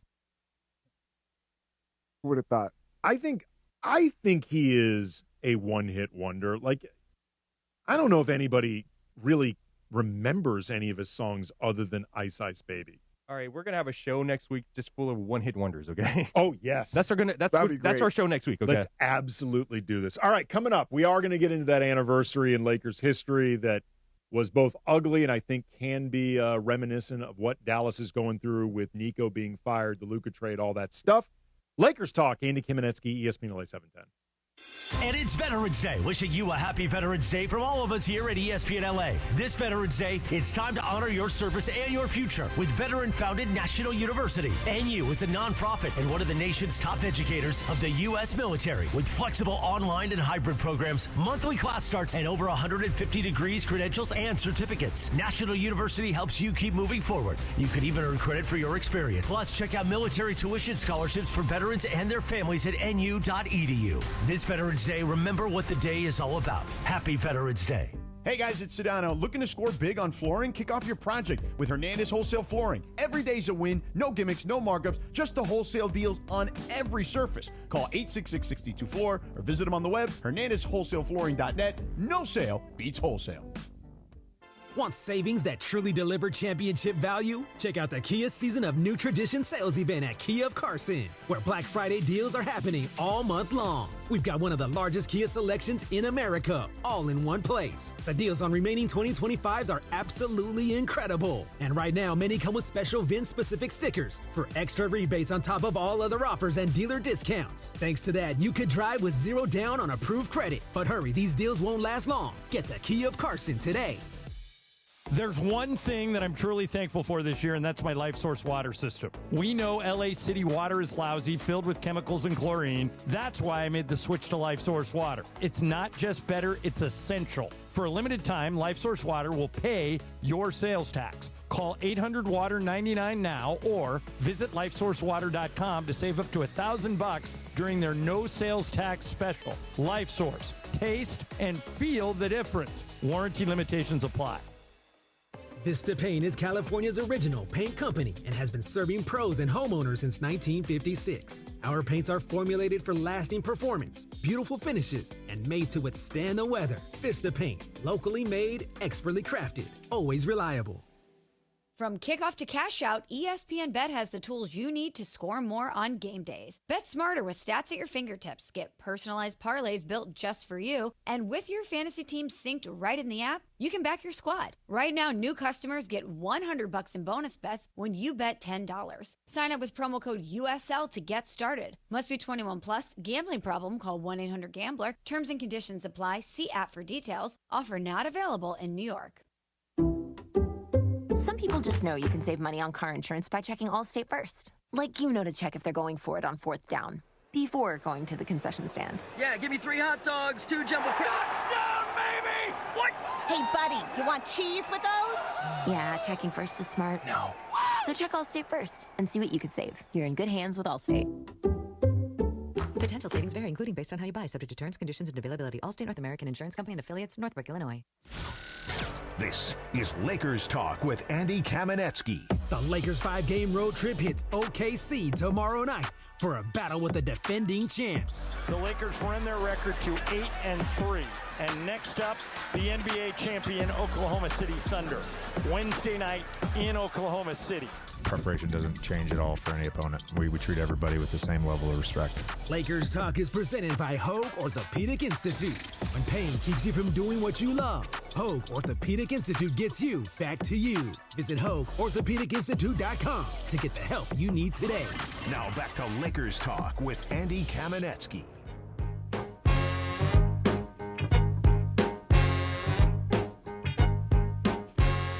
Is Joe Cocker a one-hit wonder? No, Joe Cocker, who was also inducted into the Rock and Roll Hall of Fame and wrote this song that most people know as Dr. Dre and Tupac, California Love. You'll never get where I learned about this song. I learned about this song from a video game. Really? Yes, Grand Theft Auto. I am, and I just told DeAndre that, and it blew his mind. I think a lot of people would have their minds blown that song, The Foundation, was Joe Cocker. Yeah. It's pretty amazing. He was definitely not a one-hit wonder. He had many hits. He's got that song from An Officer and a Gentleman, Love Lifts Us Up.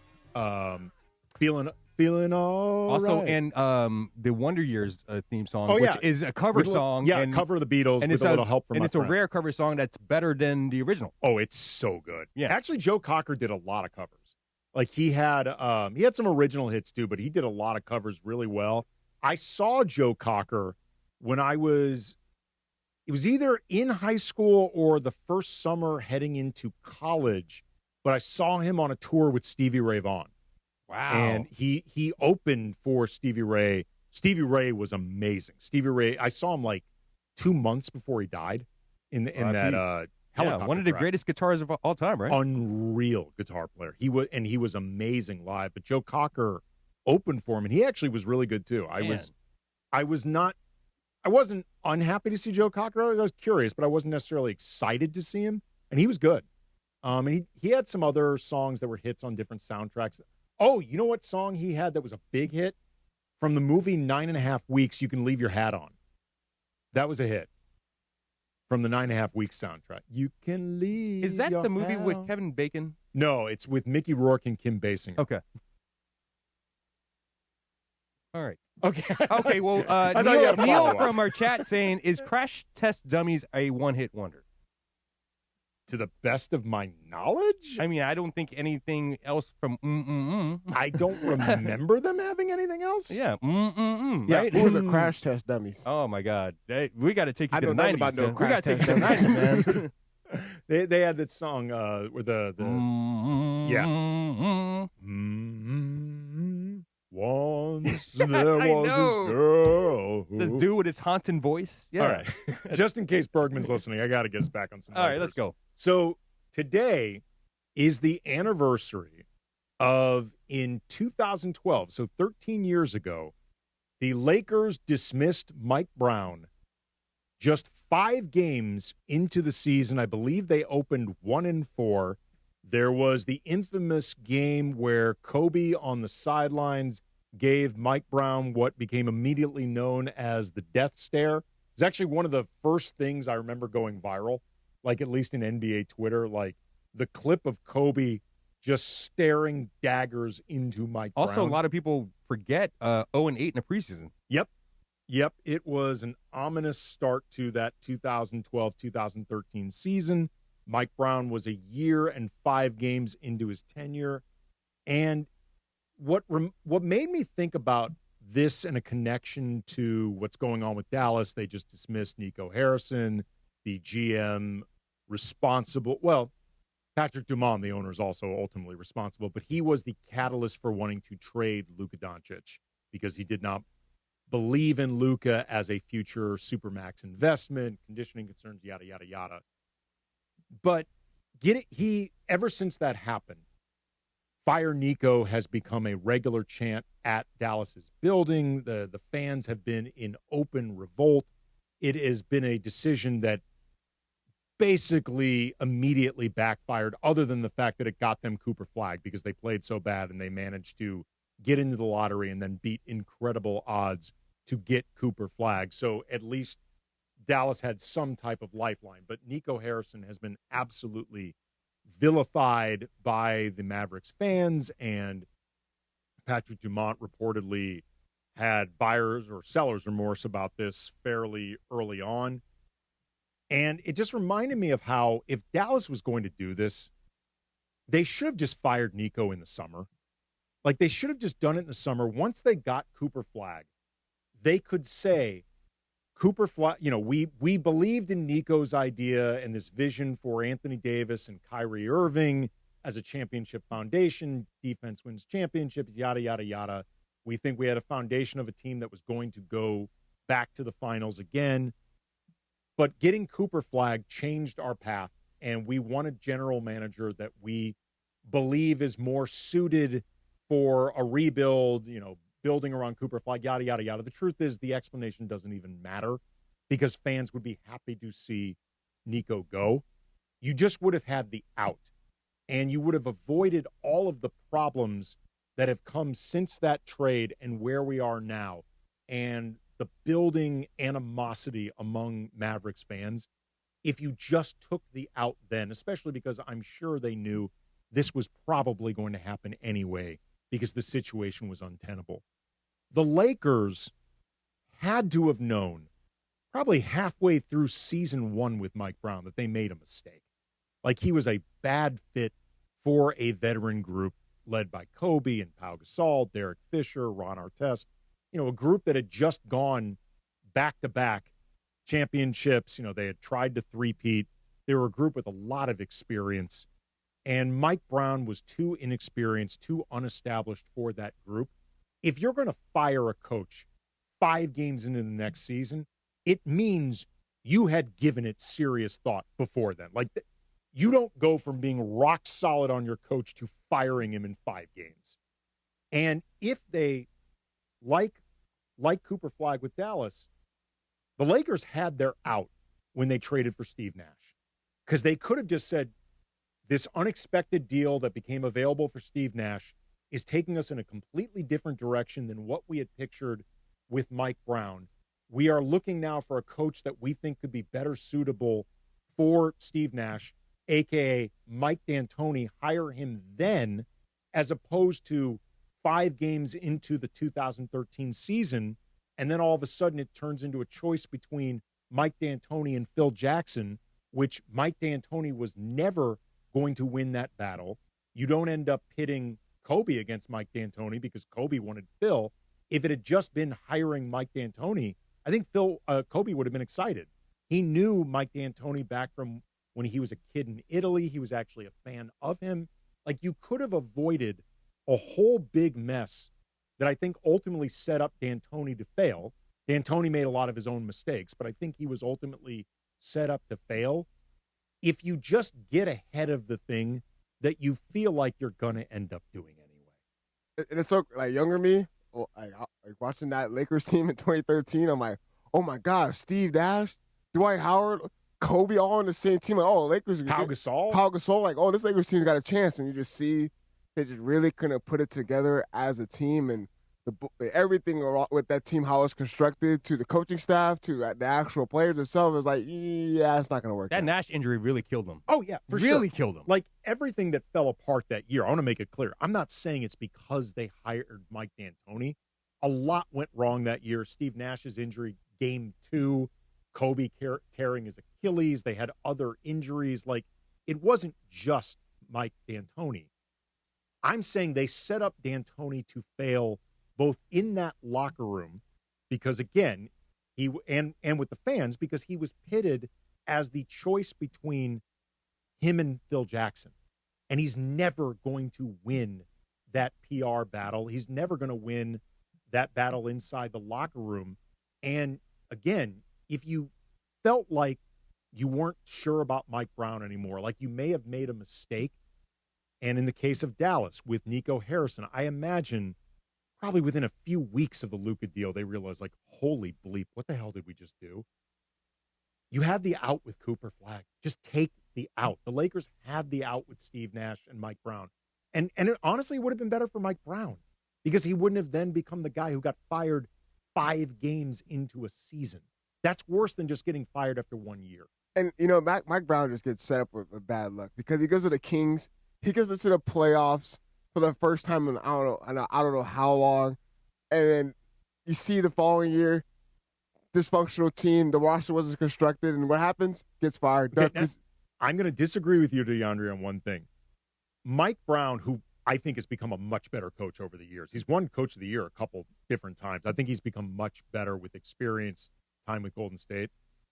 He's not been set up to fail in the sense that dude keeps getting paid to not do his job because he keeps getting fired with money left on his deals. Like, he's making millions of dollars regularly to do anything other than coach the team that's paying him. We all aspire to be Mike Brown. I mean, if you're looking at that aspect, then yeah, of course, I would love to be Mike Brown. He's probably made more money not coaching the teams that have paid him than the time he spent coaching them. Because, like, Cleveland fired him early into a contract. The Lakers fired him early into a contract. The Kings, extended, then fired him. And we see how the Kings run their organization. Of course. I'm not putting any of this on Mike Brown, or certainly not all of it. I'm not putting all of it on Mike Brown. I'm just saying he has probably made more money not coaching the teams that cut him checks than money he's made coaching those teams. I would love to be in that position to be paid, for sure. Get paid to do quite literally anything other than show up to work. You think it's going to happen to him in New York? Oh, it's James Dolan. Are you kidding? Of course it is. Okay, so seeing how it panned out with Mike D'Antoni and seeing what he was doing with James Harden in his philosophy and all that stuff is they didn't really play no damn defense. They wanted to try to go out there and outscore guys. James Harden's out there putting 50, 60. Do you think his coaching philosophy really would have translated with the Lakers year after year? I don't know. I mean, some of that is going to be dependent on personnel and between, Ron Artest, Dwight Howard, Kobe was getting up there. I mean, Kobe was in his early 30s at that point. He was starting to have to pick his spots more defensively. But, they had Steve Blake. They had other guys who could defend. Between that and hopefully the offense running the way Mike D'Antoni wanted, and they never really got the opportunity to do it because Steve Nash got hurt so quickly. But, D'Antoni made mistakes like alienating Pau Gasol so early on. There were mistakes he made, and then there were bad circumstances, all that stuff. D'Antoni's another guy who's been paid a lot of money to not coach his teams. Again, we should Sham mockery. Sham mockery. I mean, I'm just looking at these names on this team. Man, Earl Clark. Chris Duhon. Ooh, Antoine Jameson. Yeah, that's right. Antoine Jameson was on that team. You guys remember Darius Johnson-Odom? Of course I do. I covered Darius. I mean, to whatever degree covering Darius Johnson-Odom means, I do remember him because I was in the locker room with him all the time. Man, Andrew Godlock. Man. Mike Brown, I don't know if it's because he won a playoff game. I don't know if he was. No, he didn't win a playoff. Oh, I'm sorry. He won I don't know. He won a game. Well, no, what he did was start. Yeah. They were so desecrated with injuries because Kobe was out, Steve Nash was out. I think Steve Blake might have been out. Yeah, Godlock started. I remember. He did. Mike Brown always called him Andrew Goodlock. And I don't know if it's because he could genuinely not remember his name or he was hazing a rookie. No, he didn't remember his name. He always called him Andrew Goodlock. And then Devin Ebanks. Oh, man. I thought Devin Ebanks was going to be good. Oh, you thought Earl he was Clark going to be a star. Oh my, Earl Clark, what he was doing, man. Well, it just honestly, man, before we break and get to crunch time, it just goes to show how effing hard what these guys do is. Because by any reasonable standard, Devin Ebanks was an incredible basketball player. I mean, by any normal standard, he was in the upper 3% of the world in playing basketball, just to even get a sniff of an NBA opportunity, to get drafted in the second round. You have to be so flippin' good. He was a great athlete. I thought he was going to be like another Trevor Ariza. That's really what I thought he was going to be. That's right. That was a comparison. I was very wrong. Derek Character was on that team. Memories, man. All right, coming up, little crunch time. Funchy's got the topics. DeAndre and I are going to weigh in. Lakers talk. Andy Kamenetsky, 710 ESPN. It's Veterans Day in the Southland, and it means just a little bit more than less traffic on the roads today, buddy. Take a moment to salute the brave men and women that have fought to defend our freedom. And whether you have the day off or not, spend it with us. ESPN LA.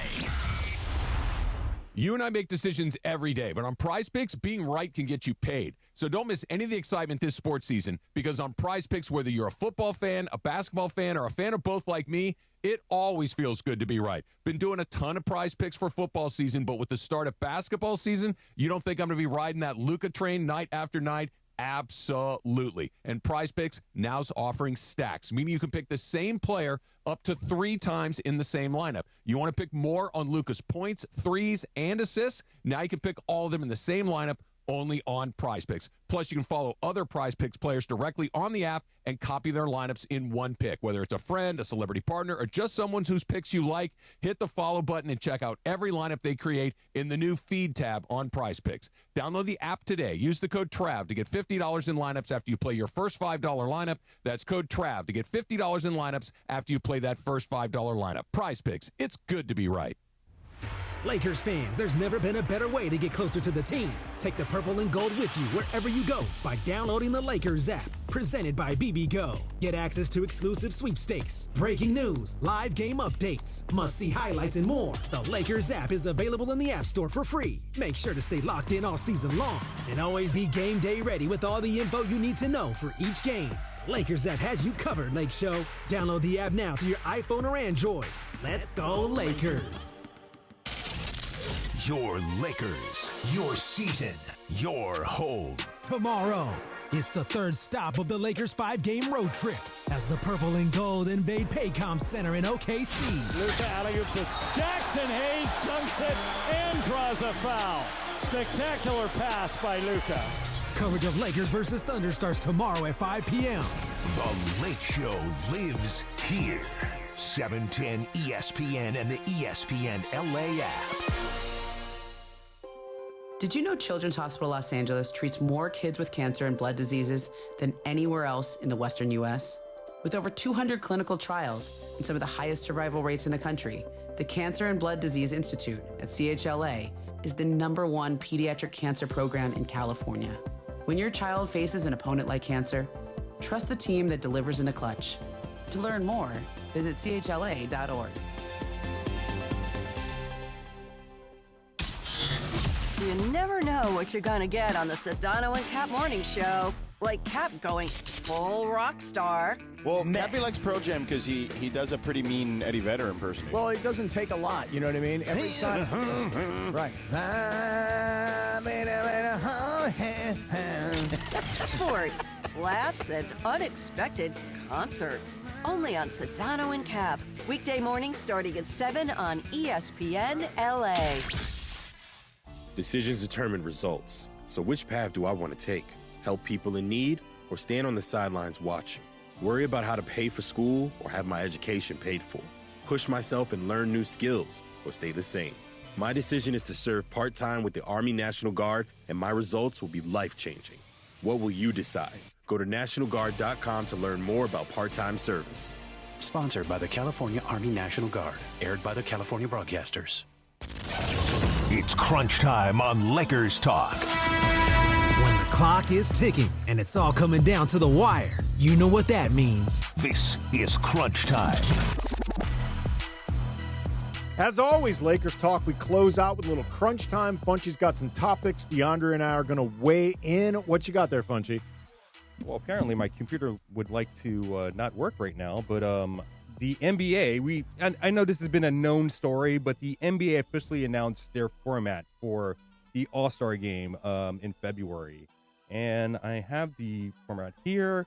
NBA announced beyond the obvious change, going to a 3-team format featuring 8-man rosters, 2 of which will be made of American players and a third of international selections. So they're going to have 5 starters and 7 reserves from each conference, with a combination of fans, media, and player voting for the starters and coaches and picking reserves remain unchanged. What is different, though, is there will be no longer any positional requirements. There you go. That's a good idea. I still don't see this as being more popular, more successful, Okay, more but whatever. the lingering question is, what happens if those 24 players who are going to get chosen do not break evenly down into 16 Americans and 8 international players?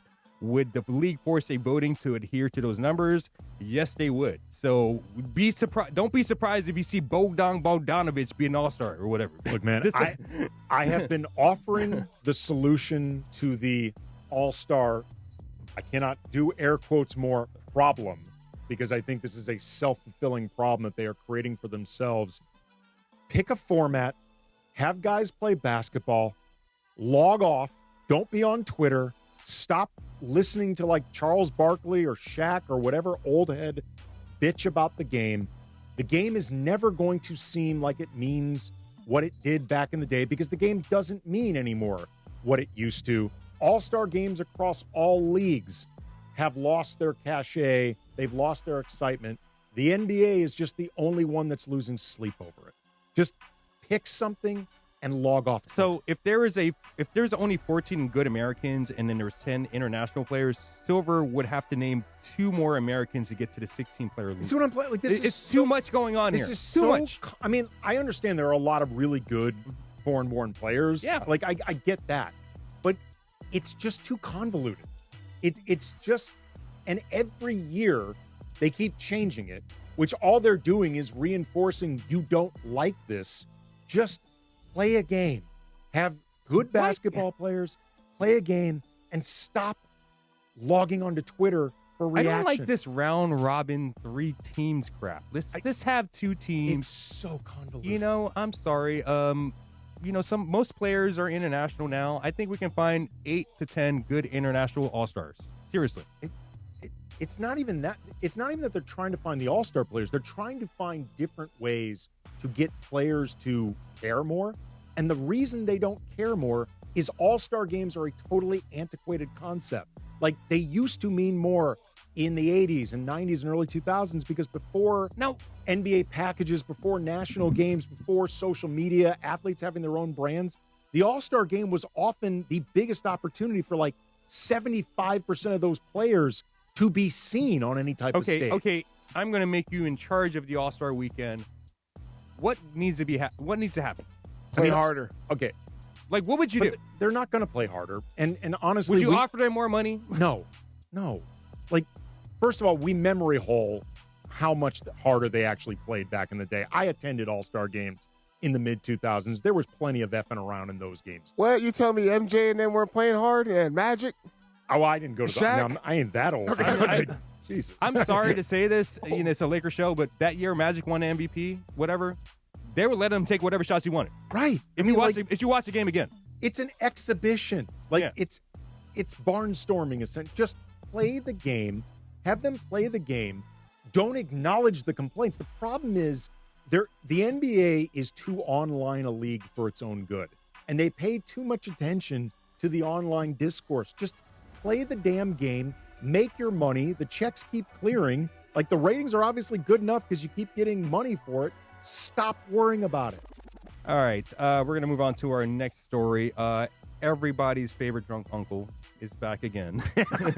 And we couldn't talk about this story last week because we had a really, really short show. But the details are, the thing about Michael Jordan and NBC now is that he's only going to make 2 or 3 more appearances this whole season, which I think we've been bamboozled by NBC because I thought we were going to get him like at least once a week or something. Is MJ load managing? It seems like, but we're not going to see. Much. Yeah, I mean, we got like 2 MJ things out the gate that first week of NBA action, and now they're going to say that for the whole year, which is like another 70 games, we're not going to see him for another 2 or 3 times. Now, is he doing new interviews? Do we know, or he's going to be doing? The report is he's going to be doing 2 or 3 pre-tape, little tapings with Mike Tirico, and that's it. That's it. It became bamboozled. I just want to know how much liquor is on the set. I want to know how much money they paying him for this, Is he doing this for free because he don't need the money? What is he doing this for, Andy? Bored, wants to make sure that he like people like DeAndre relevant. know that he's the greatest of all time. You think I don't. Okay, real quick. We've only got about a minute or so, Yeah. but since Funchy brought it up, what does MJ mean to you, DeAndre, as somebody who is very far removed from, MJ's heyday, seeing him live, all that stuff? I love his sneaker collection. I'm just like, from seeing highlights and how he's talked about, one of the best players that ever played the game. He's a very transcending player. But does he spark an emotional, visceral, any type of reaction to you? No, because I wasn't there to watch. That's why I'm asking. You know what I mean? Like, if I see highlights of, I see his greatness within him. But, like, someone to tell me, like, how is he connecting an emotion, I wouldn't be able to tell you. Like, someone like, for me, for example, like, I grew up in St. Louis in the 80s, and NBA exposure was pretty low. I saw none of Showtime really live not in the buildings, but even, like, in real time on TV. The Showtime stuff means something to me just because I've been so seeped in Lakers everything, and I've become a huge for 30 years or so, big Laker fan IRL. So I find that stuff just from a Lakers history thing interesting, but just, he's kind of a relic to you. All right, Lakers talk. Thank you again to Rylan Stiles from Locked on Thunder for coming by. Thank you, as always, to Funchy. Thanks, as always, to DeAndre. Thanks, as always, to everybody listening. We will be back next week, I believe, Monday. Until then, we will see you all. Lakers Talk, 710 ESPN.